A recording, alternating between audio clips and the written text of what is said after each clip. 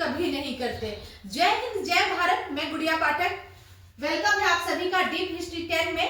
और आज हम पढ़ने वाले हैं अरब आक्रमण के प्रभाव, जहां से एक या दो क्वेश्चन हमेशा ही हर एग्जाम में लगभग आता है और यूजीसी नेट में तो 100% आता है। अब से पहले की क्लासेस में हमने देखा था अरबों का आक्रमण, किस तरीके से उन्होंने आक्रमण किया था। कुछ आक्रमण उनके फेल भी हुए थे और इस तरीके से अरब के संपर्क में आने के बाद भारतीयों को क्या मिला, भारत को क्या मिला या फिर अरब को क्या मिला। तो आइए जानते हैं अरब आक्रमण के प्रभाव। इस आक्रमण का जो सबसे ज्यादा प्रभाव पड़ा वो आर्थिक क्षेत्र में पड़ा। आर्थिक क्षेत्र में क्यों? क्योंकि इस समय अरबों का समुद्री व्यापार पर एकाधिकार था। जब उनका एकाधिकार था तो भारतीय व्यापारी जो थे वह अरब के संपर्क में आए और अरबों के माध्यम से भारतीय व्यापारी यूरोप पहुंचे और अफ्रीका पहुंचे।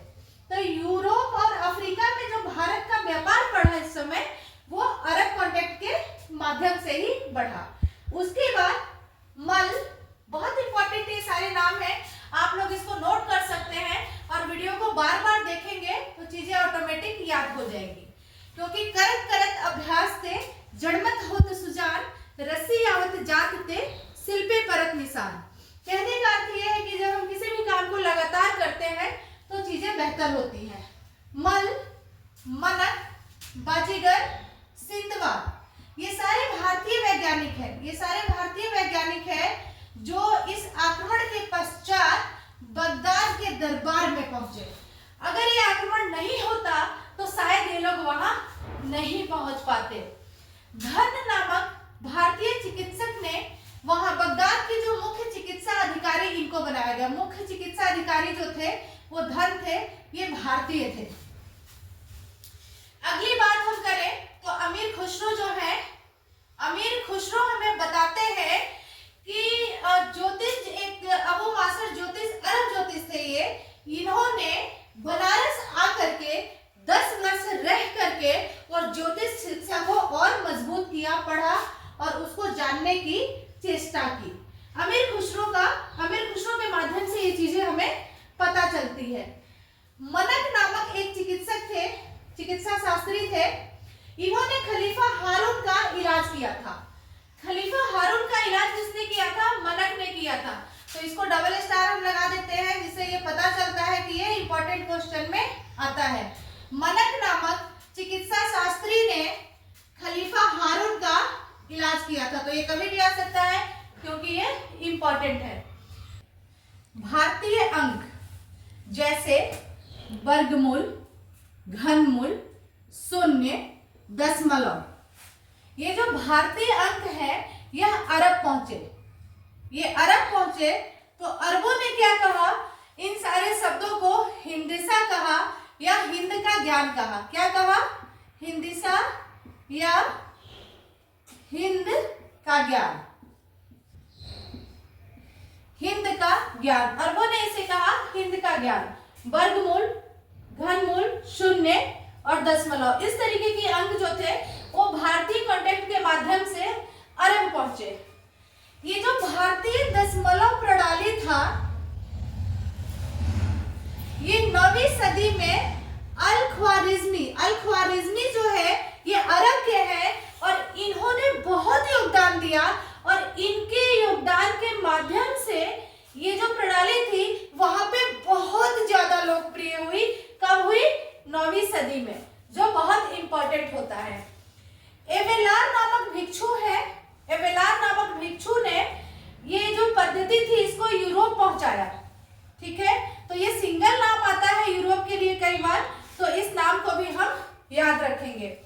उसके बाद एक इतिहासकार है आशीर्वाद लाल श्रीवास्तव। आशीर्वाद लाल श्रीवास्तव जी का ये कहना है कि यूरोप में ये सारे ज्ञान जो है वो अरबों के माध्यम से पहुंचा। तो कई बार ये मैचिंग में चीजें आती हैं तो हमें इनको भी याद रखना है। तो शतरंज को भारत का ही खेल मानते हैं।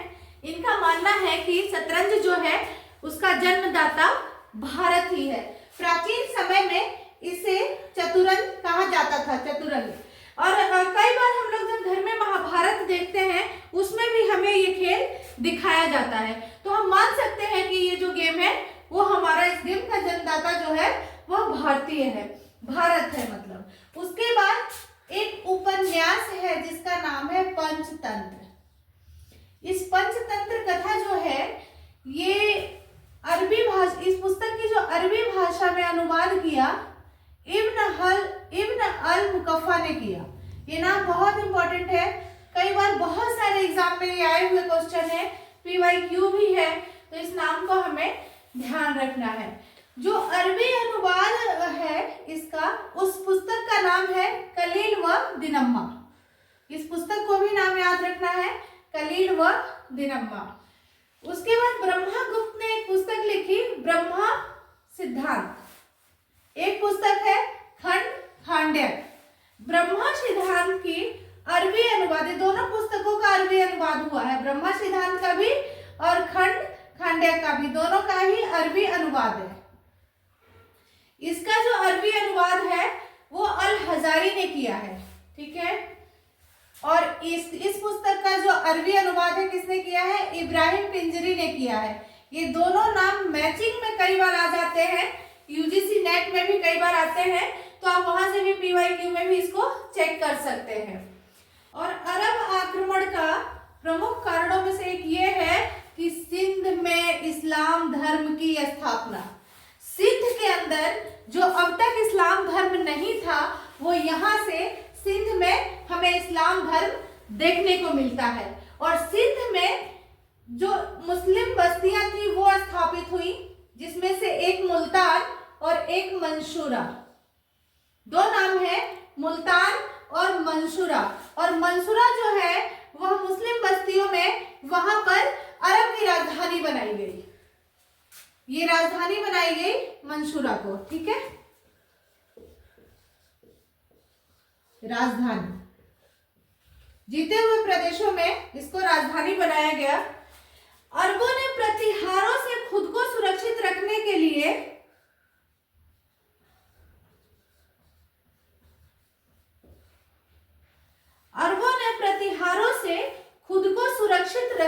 लिए अल महफूजा नामक नगर बसाया।